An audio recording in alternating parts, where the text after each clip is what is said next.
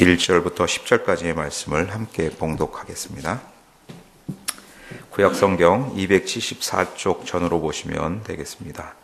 신명기 8장 1절부터 10절까지의 말씀을 함께 봉독하여 드리겠습니다.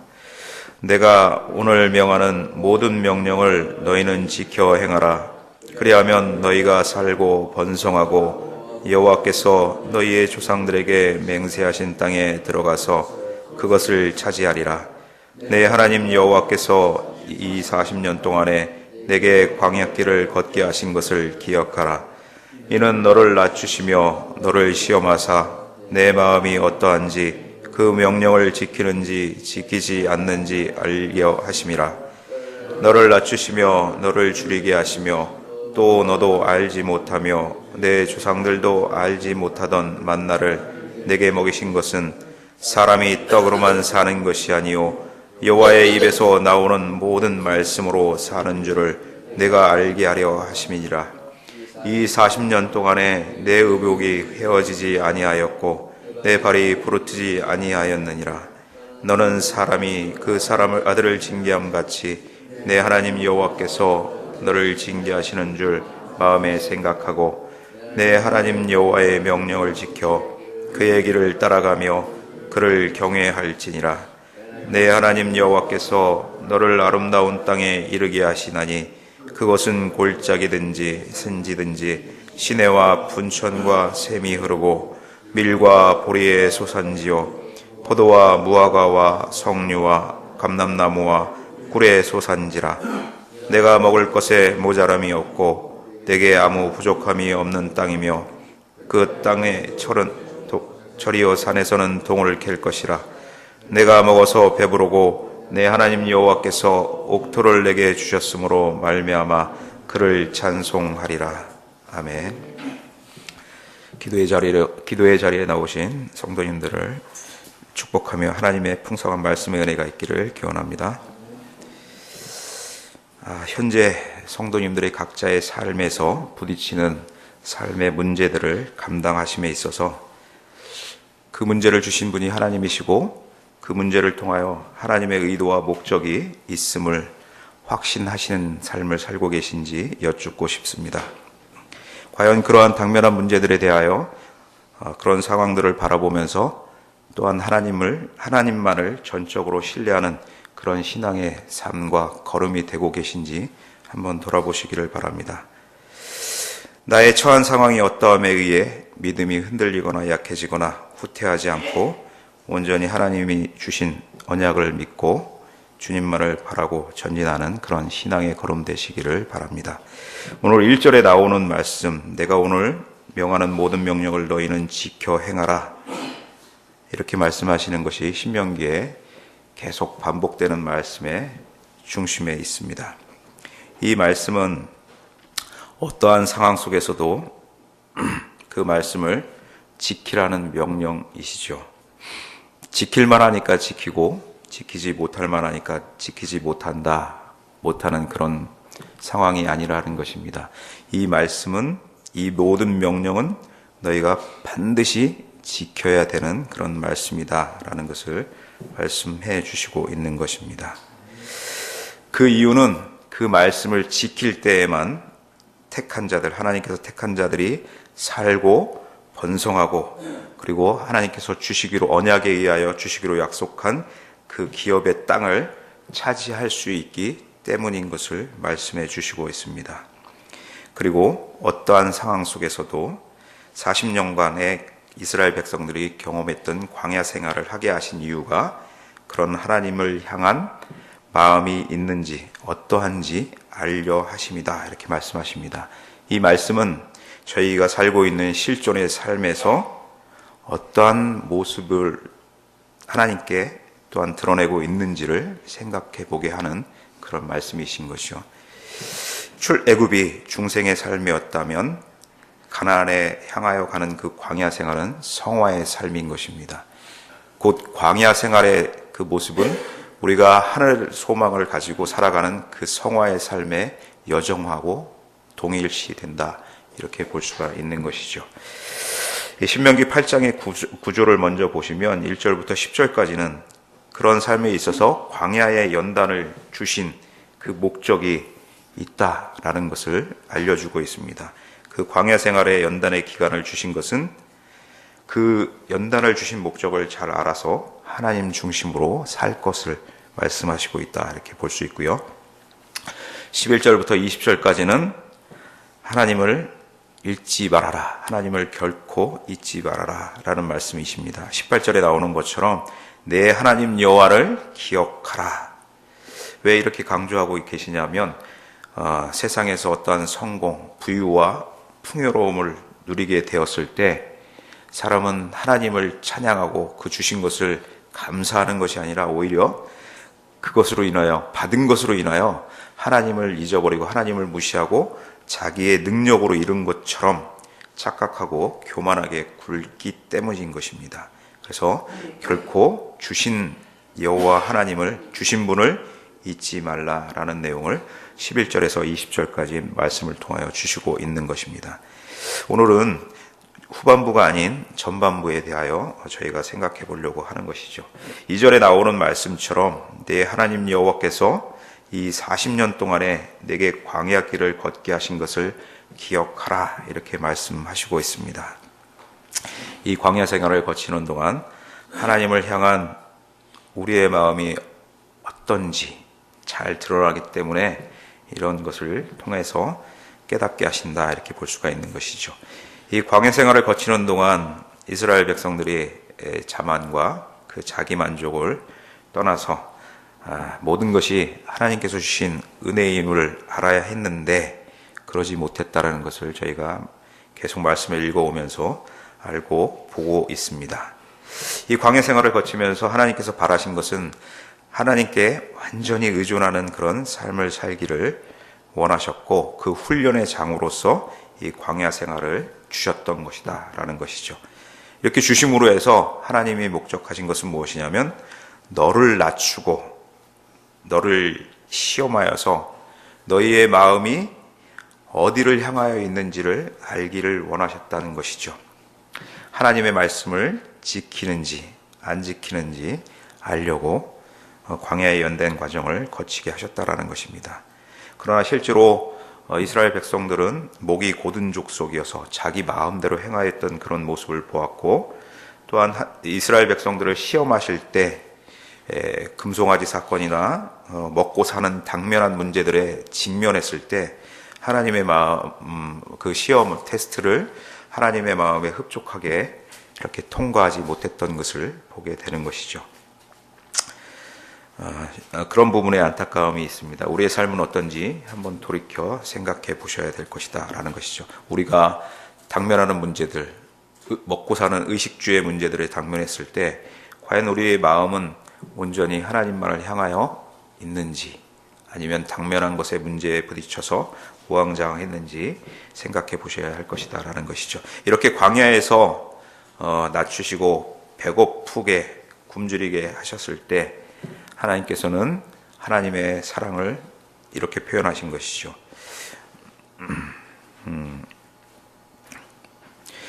너도 또한 너의 조상들도 알지 못하던 만나를 먹이셨습니다. 그 만나를 먹이신 이유는 무엇인가 하면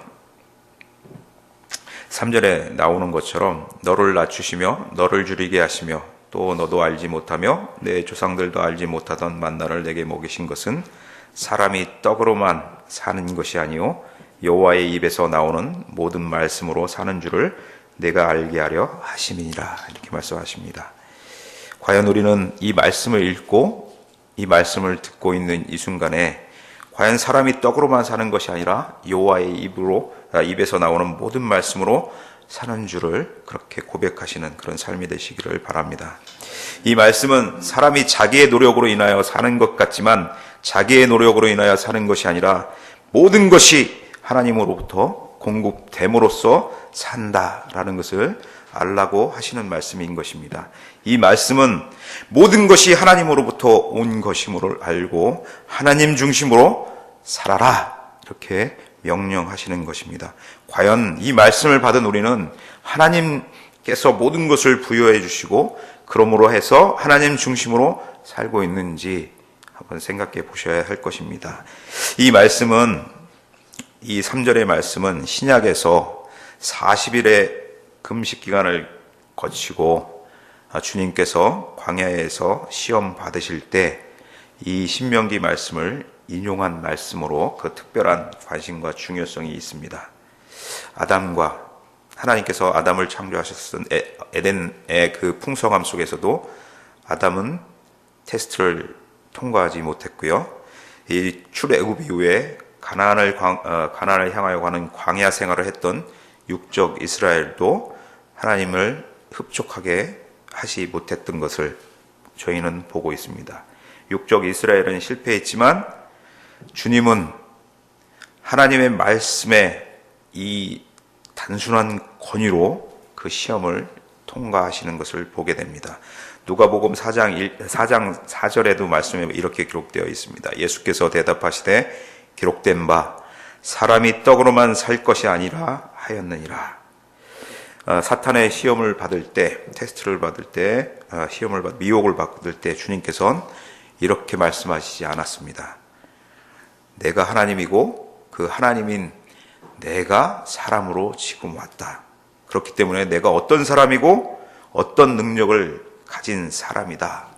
이런 말씀으로 사탄의 시험을 대변하지 않으셨습니다. 오직 주님께서는 이 한 말씀, 사람이 떡으로만 살 것이 아니니라 라는 하나님의 말씀으로만 그 사탄의 시험을 통과했던 것을 저희는 보는 것입니다. 인생의 시험을 만날 때 이것은 대처하는 방법에 대하여 저희에게 보여주시는 예가 되는 것이고요. 또한 시험을 만날 때 성도가 어떻게 살아야 하는지를 보여주신다라는 것을 확인시켜 주십니다.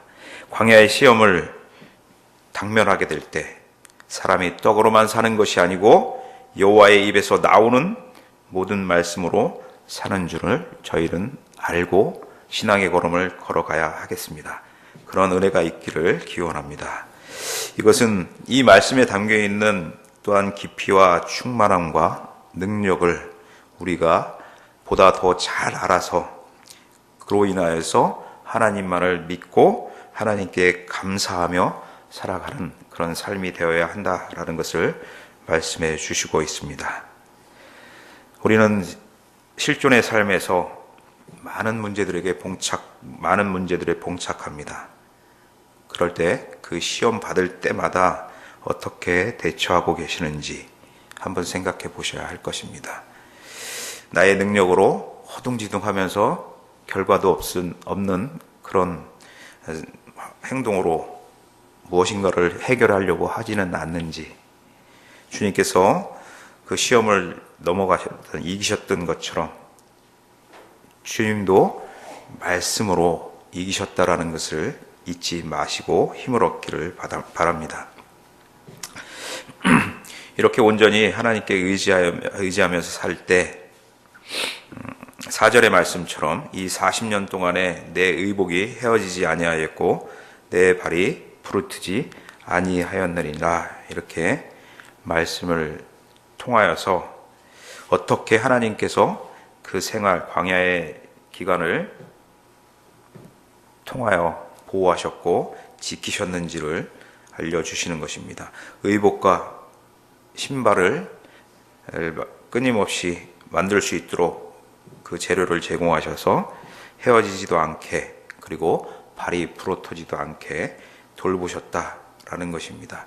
이 안에 하나님의 마음이 담겨 있습니다. 그 하나님의 마음이 어떤 마음이냐면 자녀를 사랑하는 부모의 마음이다라는 것을 기록하고 있는 것입니다.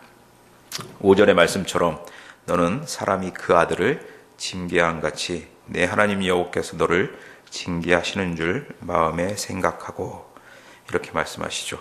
이렇게 이제 부르티지 않고 의복이 헤어지지 않게 돌보실 때 거기에는 하나님의 마음이 담겨서 보호하시는 것을 말씀하시면서 그 광야의 기간을 걷게 하시는 것은 거기에 그 아들을 징계한 같은 부모의 마음이 담겨 있는 것이다, 이렇게 말씀하시죠.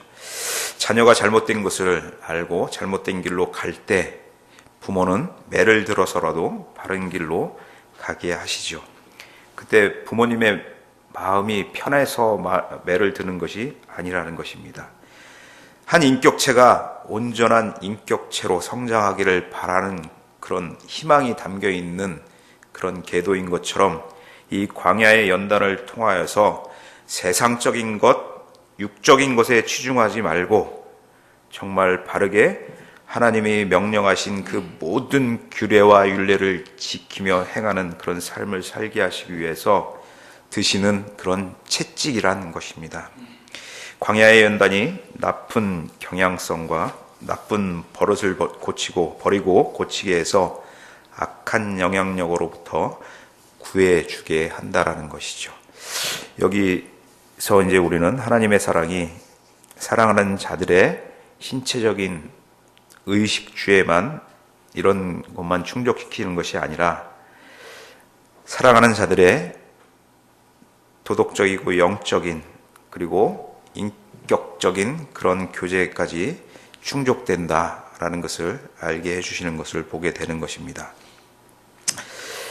이런 하나님의 마음을 깨달아서 하나님의 말씀과 하나님의 명령을 잘 지키는 그리고 하나님을 경외하는 삶을 살라 이렇게 말씀하시는 것을 6절에 보게 되는 것이죠. 내 하나님 여호와의 명령을 지켜 그의 길을 따라가며 그를 경외할지니라 이렇게 말씀하십니다. 그럴 때 이렇게 하나님의 말씀을 준행하며 살아갈 때 하나님께서 약속하신 그 약속의 기업의 땅이 어떤지에 대하여 7절부터 10절까지 설명이 구체적으로 되어 있는 것을 보게 됩니다.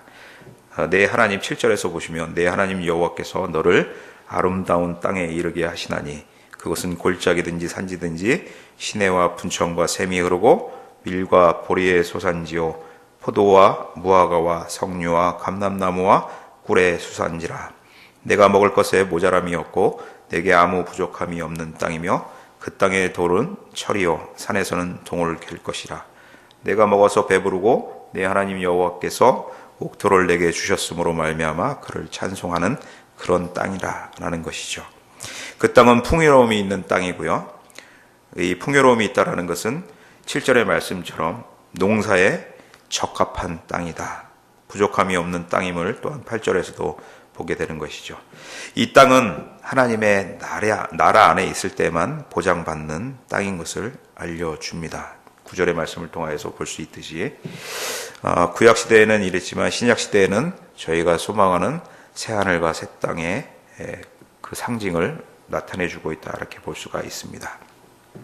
이 말씀은 어리석은 자들은 이 세상에 주어지는 것들로만 만족하고 즐거워하지만 이 세상이 주는 그 즐거움이라는 것이 과연 하나님 아버지께서 주시고자 하는 예배하신 모든 것들, 그것들이 이 세상에서 누리는 물질적인 풍요, 향유 이런 것들에 비하겠는가를 또한 비유적으로 또한 말씀해 주신다라는 것을 볼 수 있습니다. 그런 하나님께서 예배하신 복락을 누리기 위해서 어떻게 해야 되는가? 하나님께서 시험하시는 관문, 하나님의 말씀을 준행하는 그런 삶을 온전히 살아서 하나님 중심의 삶을 살아서 잘 통과하여야 한다라는 것을 말씀해 주시는 것이죠. 우리의 삶의 현장에서 겪게 되는 다양한 시험들이 우리를 당황스럽게 하고 놀랍게도 합니다. 예기치 않았던 사고가 찾아오기도 하고 아주 가까이 의지하던 분들이 병마에 고통스러워하는 것도 보게 되고 간병해야 하기도 하고 사업이 어려워서 고통을 당하기도 하고 또한 자녀들의 아픔을 대신할 수 없어 기도하며 불면의 밤을 수없이도 지내야 하기도 하며 심지어는 사랑하는 이와 이별하는 힘겨움도 겪게 되는 그런 다양한 시험들, 어려움들이 우리에게 당면하게 될 것입니다. 그럴 때 하나님을 원망할 것이 아니라 우리의 짧은 지혜로 하나님의 원대하신 의도와 목적을 헤아릴 수는 없지만 그럼에도 불구하고 말씀을 신뢰하며 언약을 믿으며 오직 믿음으로 하나님의 약속을 신뢰하는 그런 믿음의 걸음을 걸어가야 한다라는 것을 말씀해 주십니다. 그 말씀대로 순전하게 준행하는 삶을 살아갈 때 하나님께서 8장 1절 저희가 서두에 읽은 것처럼 그렇게 하나님의 말씀을 준행하여 살아갈 때 너희가 살고 번성하고 여호와께서 너희 조상들에게 맹세하신 땅에 들어가서 그것을 차지하게 하신다.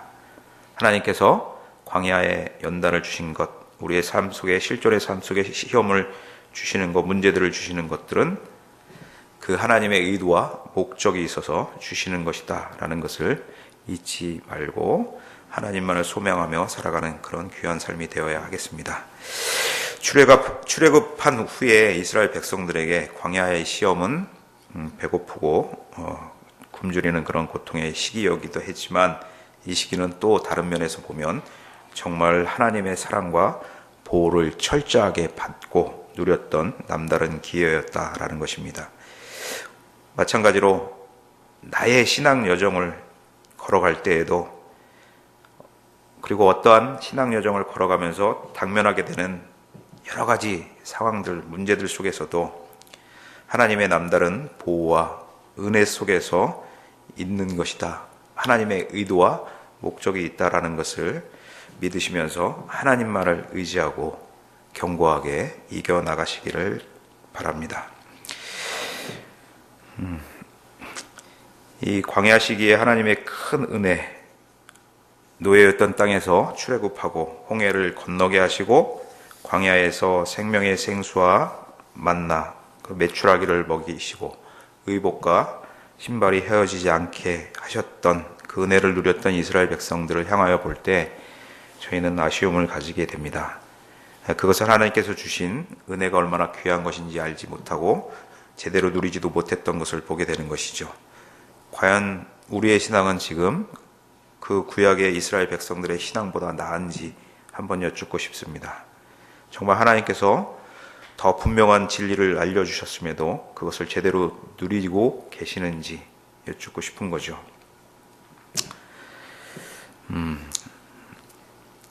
구약의 하나님의 명령과 규례를 지금 시대에 문자적으로 그대로 지키기에는 문제가 있을 것입니다. 그렇다면 어떻게 우리가 그 말씀을 지켜야 될지 한번 생각해 보려고 합니다. 하나님의 은혜를 아는 자로 하나님과 인격적인 관계를 바르게 맺어가서 하나님 함께 주님의 한몸된 교회를 이루어가는 각 성도들 간의 바른 사랑과 섬김의 관계를 이루어가는 것, 그리고 바로 하나님의 명령과 규례를 그것이 지키는 삶이라 이렇게 생각됩니다. 그것은 나 중심의 삶이 아니라 하나님 중심의 삶이어야 된다라는 것이 하나님의 명령과 규례를 지키는 신약 시대에 지키는 삶이다라고 생각해 볼 수 있습니다.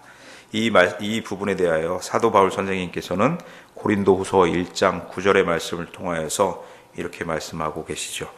이는 우리로 자기를 의뢰하지 말고 오직 죽은 자를 다시 살리시는 하나님만 의뢰하게 하심이라 이렇게 말씀하시죠. 하나님만 의뢰하는 삶을 살아야 한다 이렇게 말씀하십니다. 우리는 40년 동안 이스라엘 백성들이 걸었던 광야의 길을 걷지 않았습니다.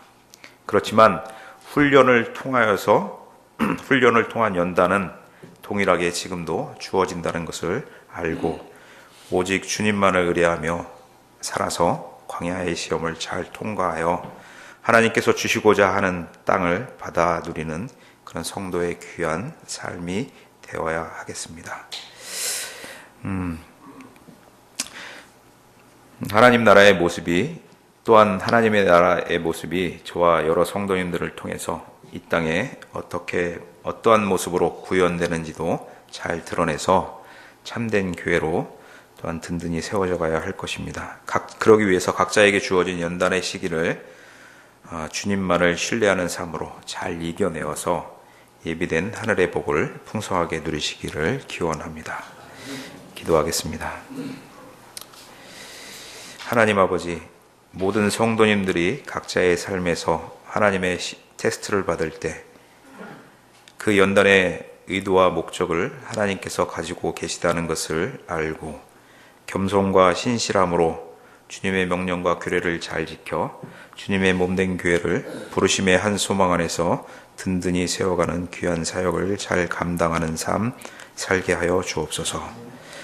성도의 삶에 모든 것을 베풀어 주시는 하나님의 사랑을 기억하며 신앙의 연단을 받을 때 겸손으로 나 중심의 생각이 아니라 하나님 중심으로 생각하며 하나님의 명령을 지키며 사는 인생 되게 하시고, 십자가에서 대속의 은혜를 베풀어 주신 예수님의 사랑을 생각하며 주님의 고귀한 인격을 잘 드러내는 성도로 예배하신 새하늘과 새 땅을 소망하는 그런 성도의 삶을 살아가게 하옵소서. 오늘 있을 구역장 성경 공부와 수요 성경 공부에도 함께하여 주셔서 귀한 말씀을 먹고 받아 깨달아 우리의 실존의 삶에 적용하며 하나님 중심으로 살아가는데 부족함이 없게 하여 주시옵소서. 또한 그 가르침을 주시는 담임 목사님을 붙잡아 주시고 강건하게 하여 주셔서 교회를 주님의 부르심의 한 소망 안에서 든든히 세워가는데, 하나 되는 교회를 세워가는데 부족함이 없도록 하여 주시옵소서. 또한 연약한 교회 내의 지체들을 주님 위로하여 주시고 평안을 주셔서 하나님을 생각하며 하나님과 귀한 교제를 나누는 그런 시간 되게 하여 주시옵소서. 저희들의 간구에 귀 기울이시는 참 좋으신 하나님을 신뢰합니다. 하나님만을 소망하며 순종의 삶을 살게 하여 주옵소서. 감사드리며 예수 그리스도의 이름으로 기도드리옵나이다. 아멘. 하늘에 계신 우리 아버지,